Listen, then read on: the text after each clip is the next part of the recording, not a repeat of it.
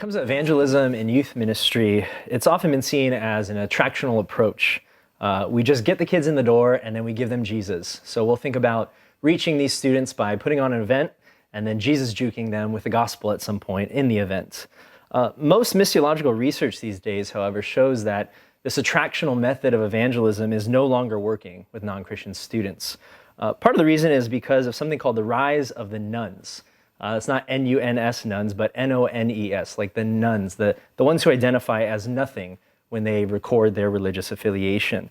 Pew Research did research in October of 2012 that on the religious spectrum, less and less people are identifying as cultural Christians and more identifying as atheists or non-religious or highly Christian, highly religious. And with this rise of secularism has also come a decrease in cultural nominal Christianity. What that means for our students is that Christianity is no longer attractive for the non-Christian. So putting on more attractive services, a more attractive youth ministry won't work anymore to reach this segment of our population. But I think another reason why this is true is because these attractional methods simply just don't produce lasting faith. We've seen that faith that begins and rests upon being entertained will quickly die out when Christianity stops being entertaining.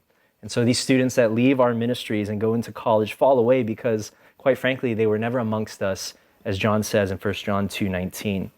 So when it comes to reaching Gen Z today, attractional methods are no longer working because they're the fully first post-Christian generation in our midst. This is the first generation that's growing up with no Christian context and is turned off from church because of media simply without even stepping foot into a Christian context. So the question for us is, how do we reach this generation?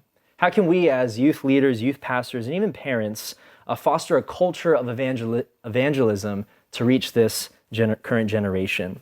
I think the first place where evangelism begins is not with our methods, but with the person and work of Jesus.